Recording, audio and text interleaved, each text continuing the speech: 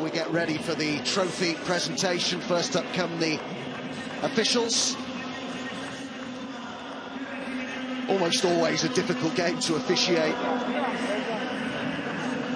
Did his best, I think, to try and let the game flow at times. It got a little bit scrappy, didn't it, in the second half? I wouldn't really apportion blame to the referee for that necessarily. A red card shown to De Jong. But they really did put on a show, these two teams. Whilst Real Madrid have lost, they certainly played their part in that. Of course, after games like this, after every El Clasico, there is always reflection. People ask, where are these particular teams in their development? Of course, they're always measured against each other, aren't they? What do you think the reflections will be, Glenn, on where this side is, this Real Madrid side, under Xabi Alonso? Because that question is going to be asked. Well, as a team, I think they're way behind Barcelona. You've got to say that. I said earlier in the first half, you could see that Barca had a real good system. Everyone had clarity in how they were going to play defensively when they lost the ball and when they certainly had the ball. And that's not taking away anyone's individual flair. There's a system, but they've got the individual flair. Whereas I think Real Madrid are relying on individualism. It's Mbappe, it's maybe Bellingham having a great game, Vinicius tonight.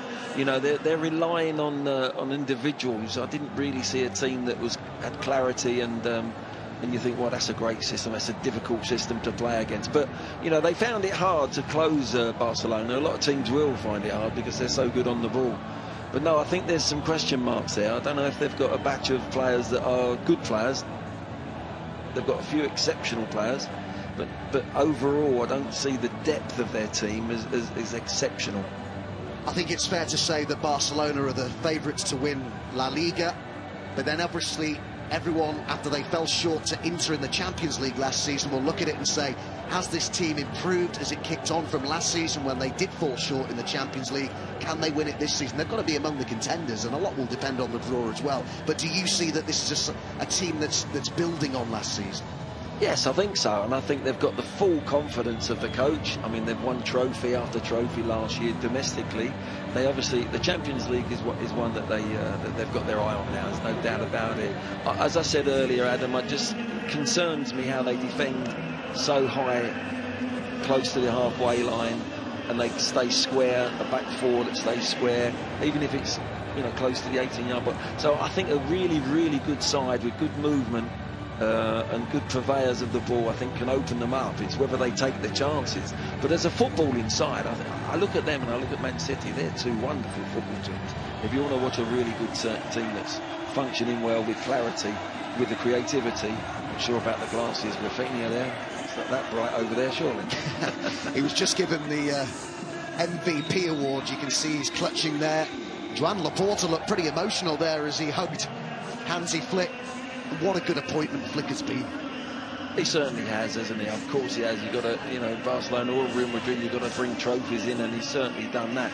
But I like the way that they're playing. They're a football side. They've got wonderful players, but they've got a team structure about them, and they've got that swagger now, and they've got bench changes. They've got players that can come on from the bench, and actually the 9 out of 10 performance that they were reaching, certainly in the first half, it's not going to dip down very much from there. So they're going to be contenders for the Champions League, there's no doubt about it.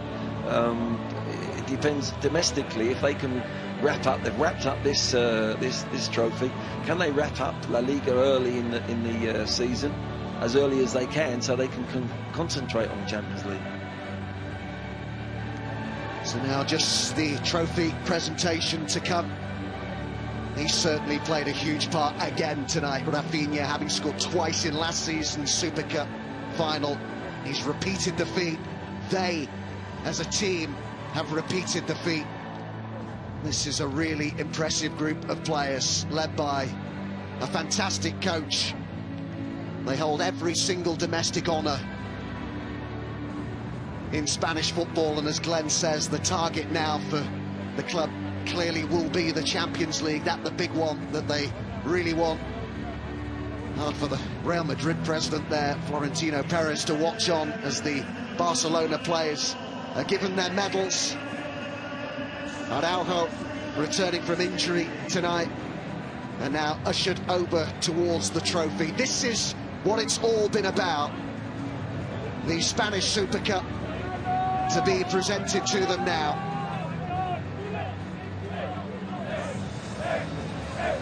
Not since 2011 had a team retain this trophy, but Barcelona have done it tonight. They are the 2026 Spanish Super Cup winners. And what a game we've seen tonight in Jeddah. Fantastic entertainment, but it's Barcelona who prevail and retain their trophy.